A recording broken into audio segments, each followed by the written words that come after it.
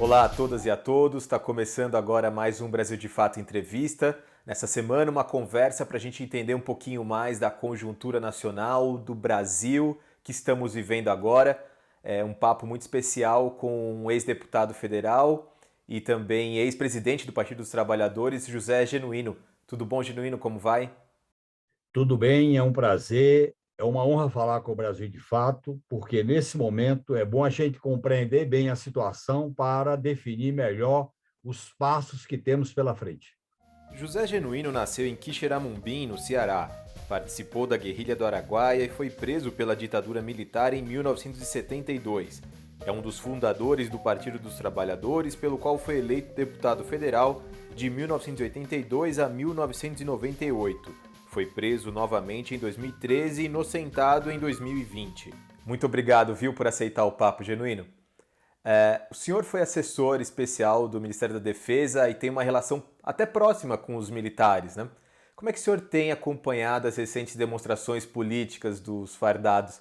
Na última semana, inclusive, a gente teve um desfile de blindados no Planalto, em frente ao Congresso, passando ali pelo STF também, que ganhou um tom de ridículo pela mídia internacional, né?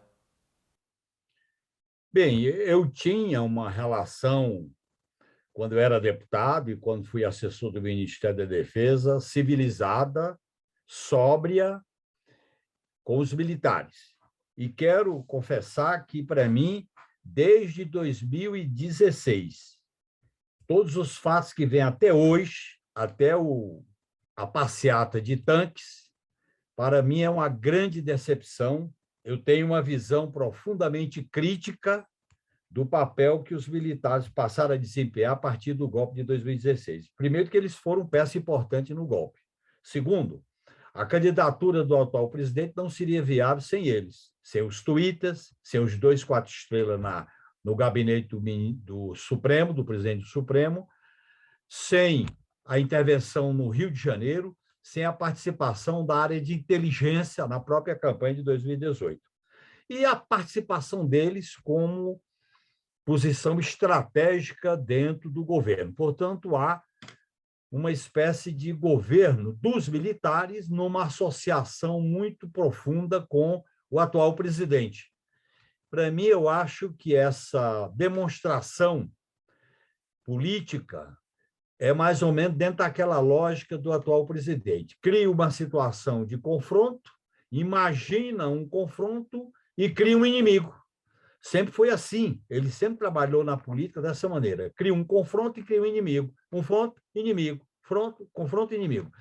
E as Forças Armadas estão cumprindo um papel que não tem nada a ver com a defesa nacional, que não tem nada a ver com as funções nobres do que significa defesa nacional. Defesa nacional é uma política do Estado, é uma política do país, é uma política que tem que ser discutida pela sociedade. Defesa nacional é diminuir vulnerabilidades, defesa nacional é relação de boa vizinhança com os vizinhos, defesa nacional é autonomia científica e tecnológica, defesa nacional para um país como o Brasil é dissuasão, não é essa visão salvacionista do patriotismo, não é esta visão de que entra para resolver, e entrar e não resolveram no Ministério da Saúde.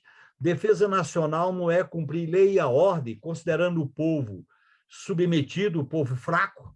Defesa nacional não é essa relação preconceituosa com os políticos, em que a política é deslegitimada, e eles assumem a mitologia da tutela, a mitologia da autonomia dentro do Estado, como se o Estado fosse fundado por eles, como se a pátria, a soberania existisse antes dele. Não é que vai haver uma quartelada, não é que vai haver uma espécie de golpe tradicional, porque o golpe já aconteceu em 2016, eu vou deixar isso claro.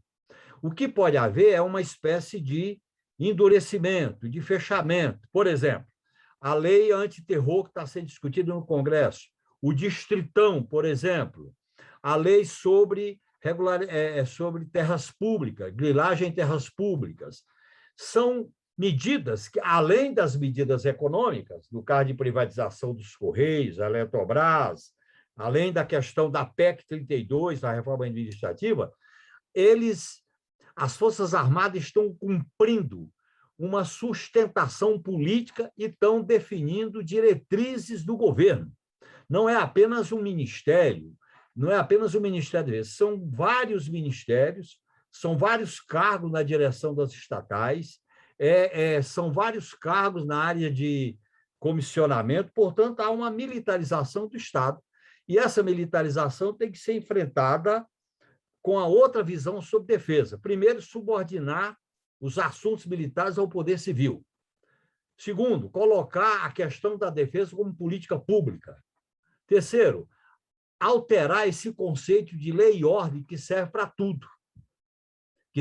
Porque lei e ordem acaba servindo para tudo.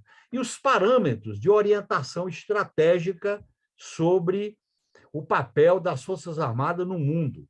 O país está muito vulnerável. Quando a Covid entra aqui, pega o país de cócora e mata devido às políticas adotadas e não adotadas, que produz 560 mil mortes, isso mostra que o país está inteiramente vulnerável. Defesa é diminuir vulnerabilidades. Portanto, isso que está acontecendo não tem nada a ver com a defesa do país. O Congresso barrou, na semana passada, a volta do voto impresso, mas com uma margem ainda muito pequena em relação aos deputados que apoiaram a medida, né? Seriam 79 a mais para aprovar a medida. Dá para falar em um afastamento desse centro político que gravita de um lado para o outro do Bolsonaro, ou ainda é cedo? Eu acho que a gente tem que acompanhar. Acompanhar porque foi importante a derrota da emenda constitucional do voto impresso, porque isso era uma medida antidemocrática, preparando uma iniciativa golpista, dependendo do resultado da eleição. Mas o governo teve nos que votaram, teve maioria de votos, ele teve uma votação politicamente expressiva. Portanto, foi uma vitória. A derrota foi uma vitória para o regime democrático, mas o governo não saiu enfraquecido. Ele demonstrou uma certa força, por pressão, por campanhas, por ameaças, criando clima de terror. Eu acho que nós temos que ficar atentos. Atento no seguinte sentido: é necessário intensificar as mobilizações populares, é necessário aumentar a dimensão territorializada e capilaridade das manifestações, e é necessário intensificar o movimento popular pelo fim desse governo, pela derrubada desse governo. Conviver com esse governo até 2002, tendo a ilusão de que ele vai sangrando, é um equívoco, é um risco muito grave, porque ele está tomando medidas para tentar ser, vamos dizer, competitivo na eleição de 2022.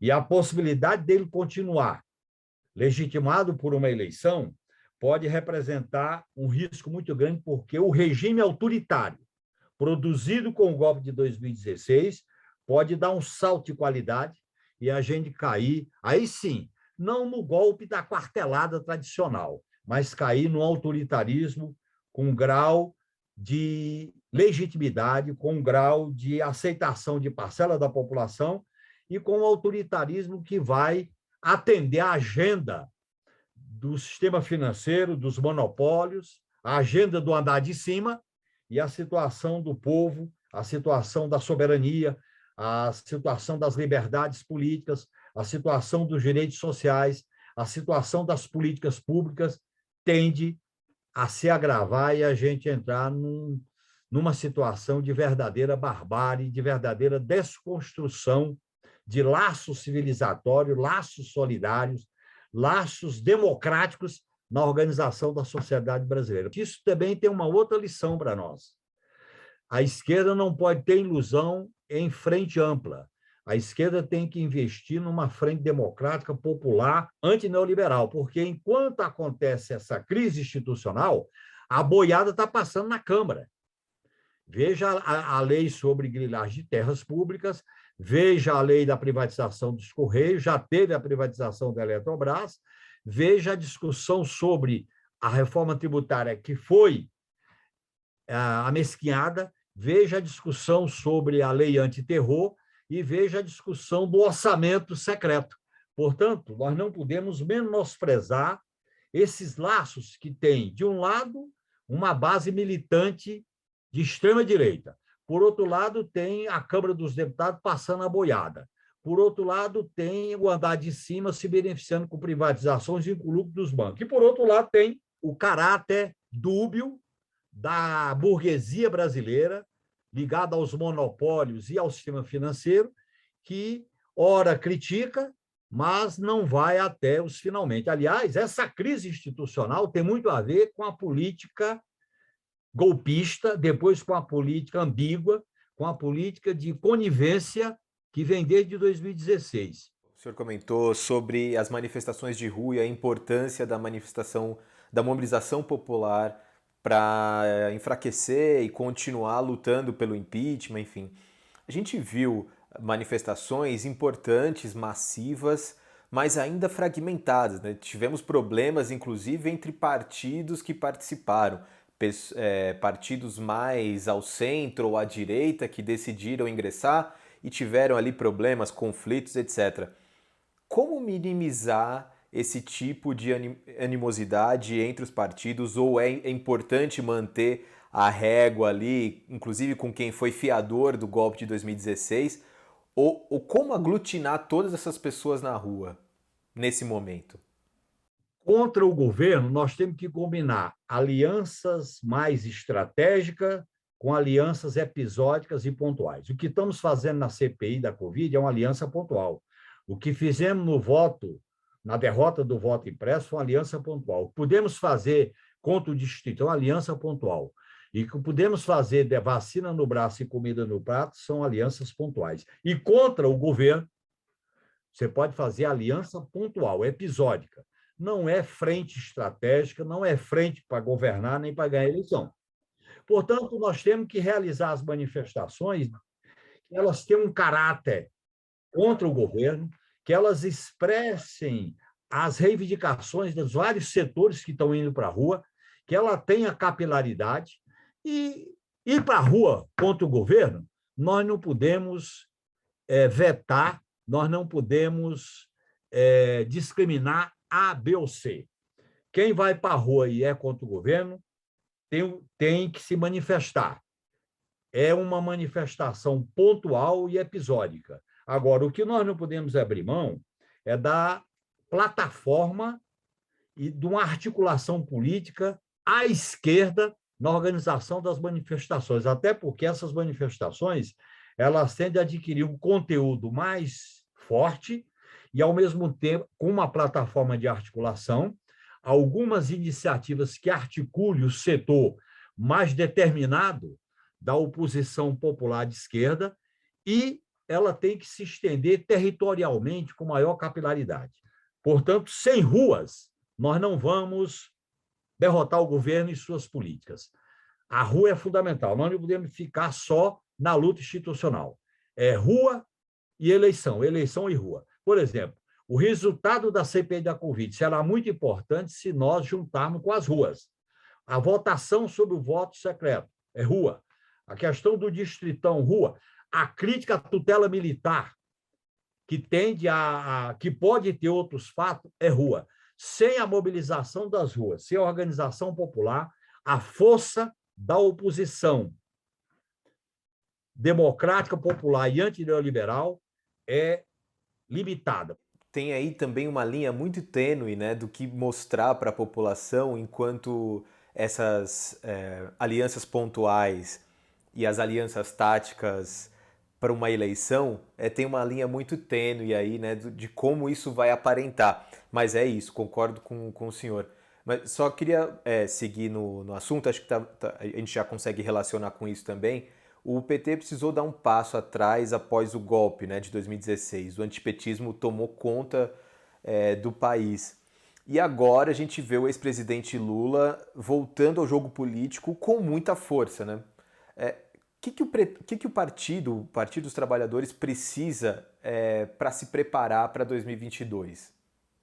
A recuperação dos direitos políticos do Lula, as manifestações de rua, alterar a conjuntura política naquilo que eu chamo de um certo equilíbrio tático. E eu acho que é muito importante. O decisivo agora é 2021, não é 2022.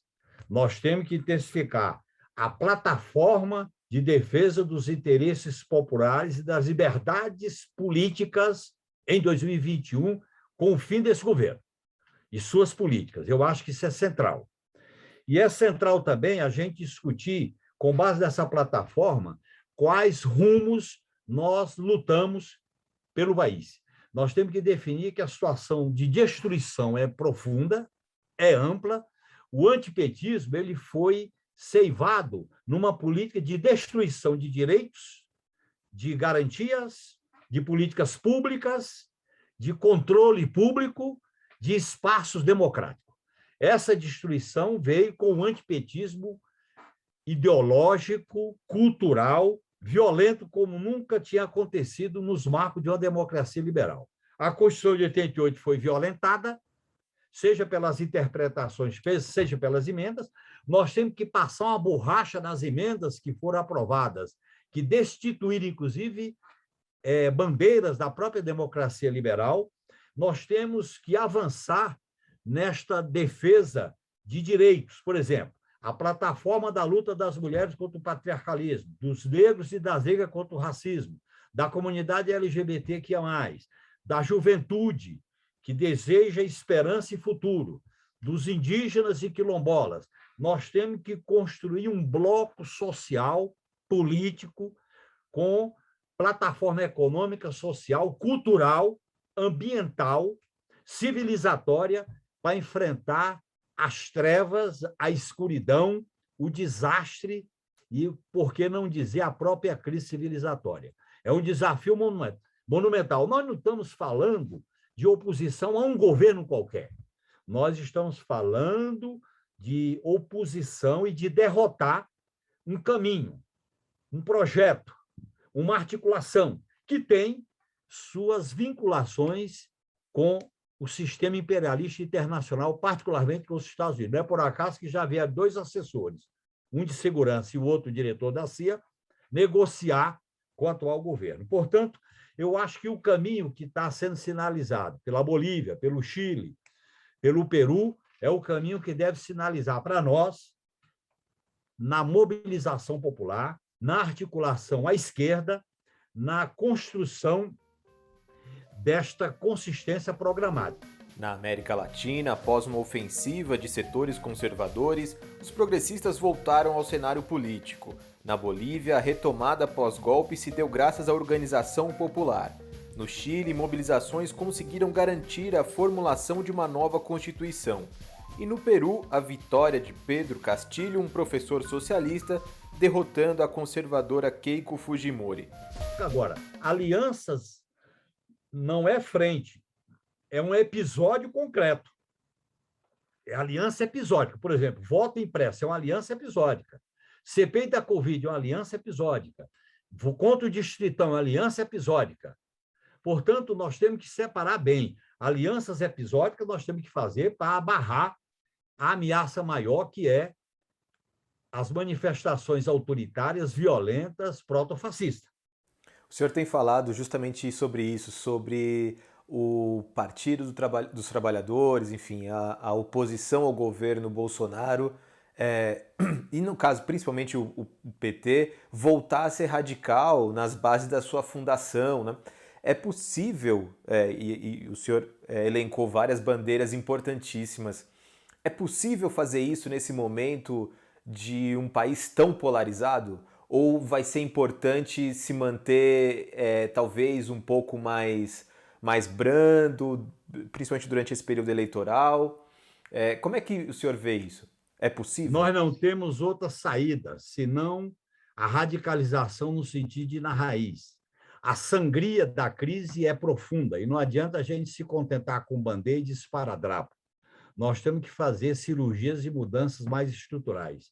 Por isso que o PT tem que fazer uma inflexão à esquerda, tanto nas alianças, no programa, como na mobilização popular, na sua estruturação com o povo, com a sua base militante, construindo laços mais profundos com os partidos de esquerda, com os movimentos sociais organizados, com as lideranças de esquerda, com essas manifestações que estão pipocando pelo Brasil afora.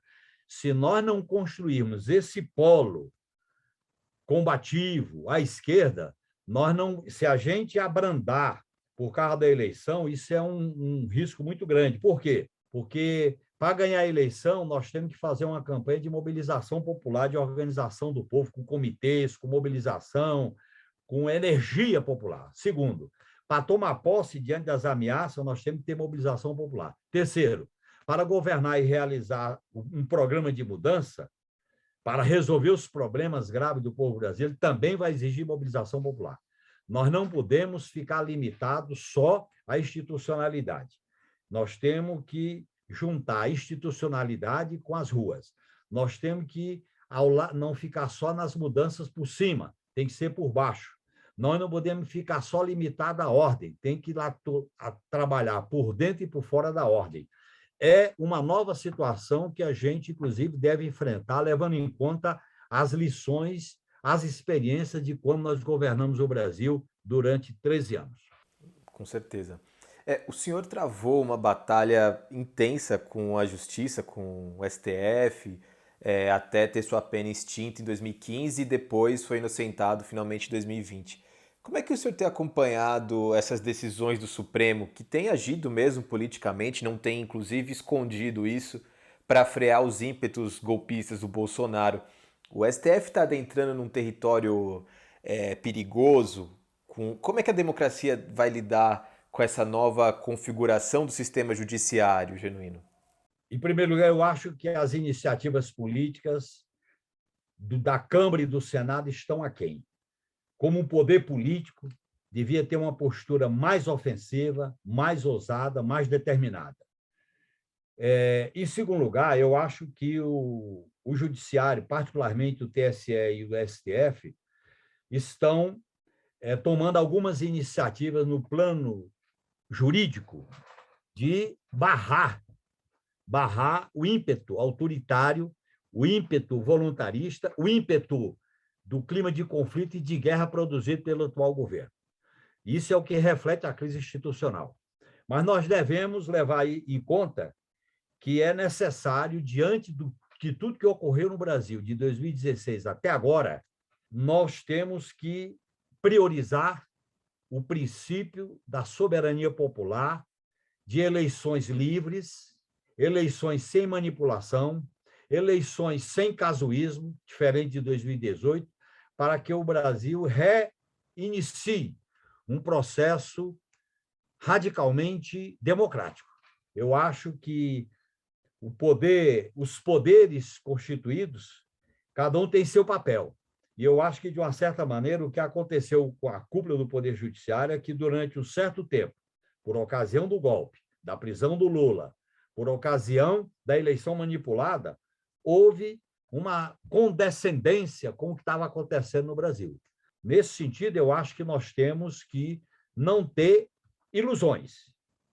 A lição que a gente tira desse processo de ruptura conservadora que vem desde 2006, e por que não dizer desde o mensalão de 2005, esta ação da justiça de exceção, essa ação da justiça do espetáculo, essa ação do fato determinado, essa ação do domínio do fato, essa ação que teve o aval da mídia, essa ação que teve o aval e a tutela militar, é bom deixar bem claro, essa ação que teve no lavajatismo, o braço de vanguarda, seja em Curitiba, seja no Rio de Janeiro, nós temos que tirar lições para isso. Por exemplo, nós aprovamos algumas leis que deu muita força para esse sistema de justiça de exceção.